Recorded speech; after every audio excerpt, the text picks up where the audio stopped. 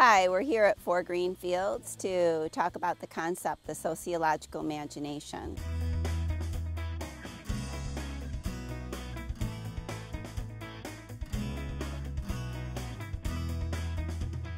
Here we are at Agritourism farm where Kevin Courtney, the owner of the farm, has a corn maze for people to visit, a pumpkin patch, and hay rides. And he's working on getting an apple orchard going, but it'll be a couple years before that's ready to go. He's also talking about having maple syrup so people can come and watch how syrup is made. All right, if you want, we can go out back and I can show you the back spot. You want to walk? Yep. Okay, let's take the shortcut.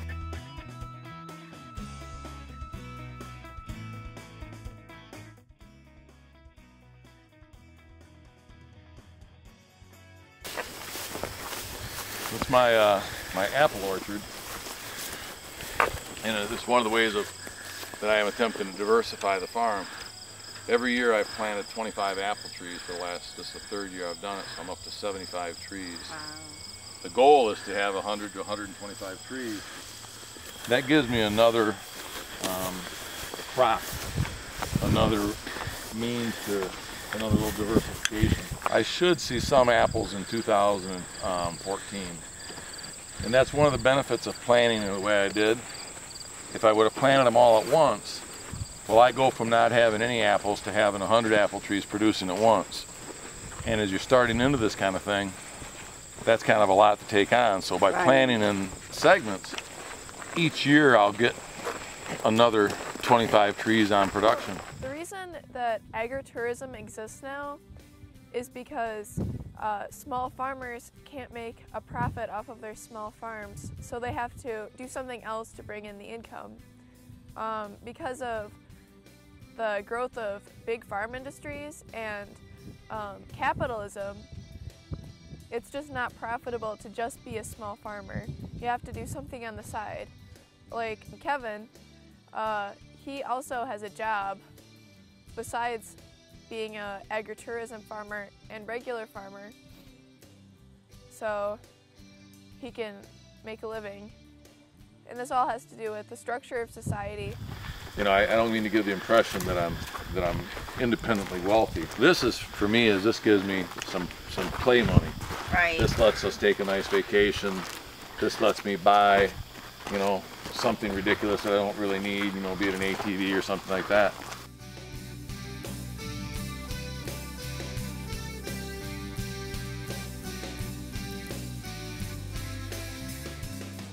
You know, the winter we had last year had a huge impact right here. Look at these pumpkins, are all orange. These pumpkins are probably 15 to 25 days ahead of normal ripening. You know, at this time of the year, normally about a third of my pumpkins would be showing orange. And right now I would guess probably half of my pumpkins are showing orange, maybe 60% are showing orange, and out of those, there's probably half of them that are ripe. I mean, they're done, they're orange, they're not going any different.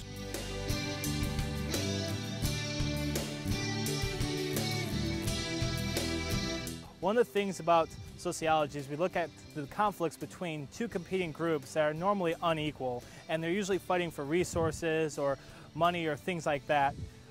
When it comes to farms, we have the big farms on one hand and the little farms on the other. Now, Kevin's farm here around us is a little farm, and so he unfortunately can't get a few things that would really help him out. But the larger farms that are 700, 800, 900 acres or even larger, sometimes thousands of acres, they actually can get something that really helps them out, and that's called crop insurance.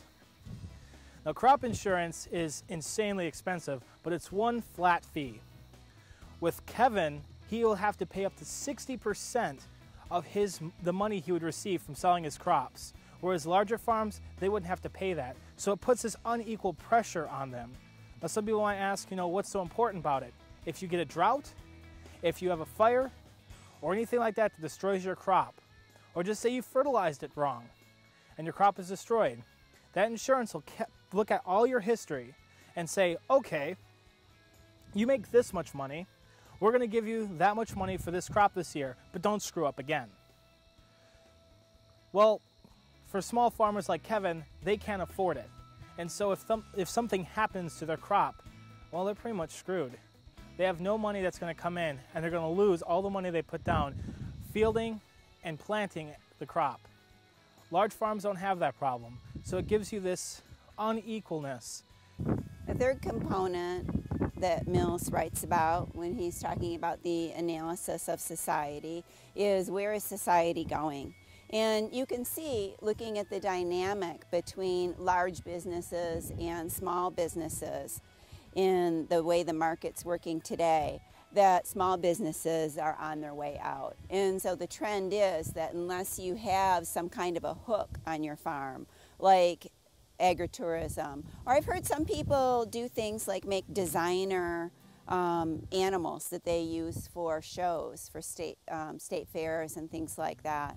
So unless you have some kind of a hook like that, the small farm is a thing of the past. Go over here, I'll show you the entrance to the maze. Okay. For convenience, I rotate from this field to that field, and so then my little building there serves as my headquarters for the maze. Well, you have to mow it in July. Oh. When the corn's about that high, that's when you cut it. You cut it in with a brush hog on a tractor.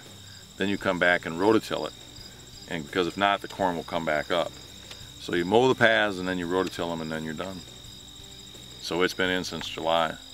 Unfortunately, there's a couple spots where the corn's a little short, but it doesn't really affect the maze because that path there you can see out of the maze, but you can't see another path. How do you plant it?